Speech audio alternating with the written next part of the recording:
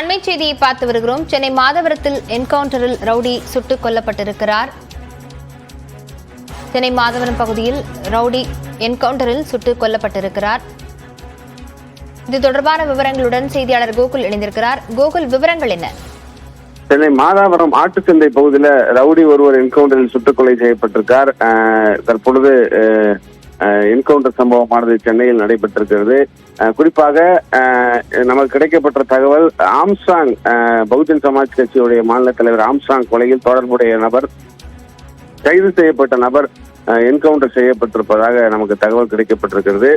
சுட்டுக் கொலை செய்யப்பட்டவருடைய பேர் விவரங்கள் தற்பொழுது வெளியாகவில்லை.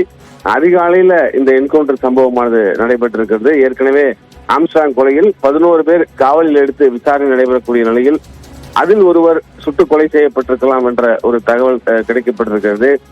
தொடர்ச்சியாக ரவுடிகளை கண்காணிக்க வேண்டும், ரவுடிகள் குறித்து நடவடிக்கை கடுமையாக எடுக்கப்படும் என்று எச்சரிக்கை விடுக்கப்பட்ட நிலையில இந்த என்கவுண்டர் சம்பவம் சென்னையிலும் நடைபெற்றிருக்கிறது.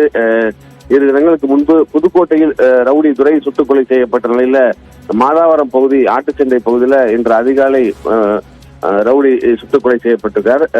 நமக்கு கிடைக்கப்பட்ட தகவல், ஆம்ஸ்ட்ராங் கொலையில் தொடர்புடைய நபர் தான் இந்த என்கவுண்டர் செய்யப்பட்டிருப்பதாக தகவல் கிடைக்கப்பட்டிருக்கிறது. ஏற்கனவே ஆம்ஸ்ட்ராங் கொலையில 11 பேர் கைது செய்யப்பட்டு சிறையில் அடைக்கப்பட்டு தற்பொழுது போலீஸ் காவலில் விசாரணை மேற்கொண்டு வரக்கூடிய நிலையில இந்த 11 பேரில் ஒரு நபர் சுட்டுக் கொலை செய்யப்பட்டிருக்கலாம் என்ற தகவல் கிடைக்கப்பட்டிருக்கிறது. இன்னும் சற்று நேரத்தில் முழுமையான விவரங்கள் கிடைக்கப்படும். யார் சுட்டுக் கொலை செய்யப்பட்டார், என்கவுண்டர் சம்பவம் எப்படி நடந்தது, ஆட்டுச்சந்தை பகுதியில் விசாரணைக்கு அழைத்து சென்ற போது ஏதாவது ரவுடி காவலர்களை காவல் அதிகாரிகள் தாக்க முற்பட்டிருக்கலாம். கொடுங்கையூர் காவல் ஆய்வாளர் இந்த என்கவுண்டர் செய்திருப்பதாக தகவல் கிடைக்கப்பட்டிருக்கிறது. தொடர்ச்சியாக முழுமையான விவரங்கள் இன்னும் கிடைக்கப்படும். இன்னும் சில மணி நிமிடங்கள்ல இந்த என்கவுண்டருக்கான முழுமையான விவரங்கள் தெரிய வரும். ஏற்கனவே நம்ம சொன்னது போல ரவுடிகளை தீவிரமாக கண்காணிப்பது, ரவுடிகள் மீது உரிய நடவடிக்கை எடுப்பது, ஏற்கனவே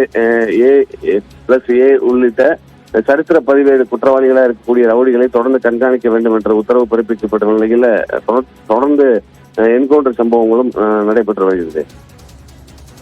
கோகுல், இந்த என்கவுண்டர் சம்பவமானது இவரை கைது செய்ய சென்ற போது நடந்திருக்கிறதா அல்லது வேறு எதுவும் சோதனையின் போது காவலர்கள் அவரை என்கவுண்டர் செய்திருக்கிறார்களா? காவலர்கள் எத்தனை பேர் இந்த என்கவுண்டர் சம்பவத்தில் ஈடுபட்டிருக்கிறதா தகவல் வெளியாகி இருக்கு?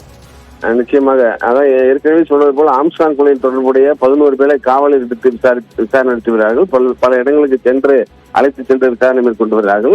அப்போது அவர்கள் தப்பி ஓட முயன்றிருக்கலாம். அந்த அடிப்படையில் இந்த என்கவுண்டர் சம்பவம் நடந்திருக்கலாம். அதில் ஒருவர் தப்பி ஓட முயன்றிருக்கலாம். அந்த அடிப்படையில் இந்த என்கவுண்டர் சம்பவம் நடந்திருக்கலாம் என்று கூறப்படுகிறது. இது முழுமையான விவரங்கள் கிடைக்கப்படவில்லை. இந்த சில நிமிடங்களில் இந்த என்கவுண்டர் சம்பவம் குறித்தும் அதே நேரத்தில் யார் என்கவுண்டரில் கொலை செய்யப்பட்டுள்ளார், என்ன சம்பவம் நடந்தது என்ற முழுமையான விவரங்கள் தெரிய வரும். விவரங்களுக்கு நன்றி கோகுல்.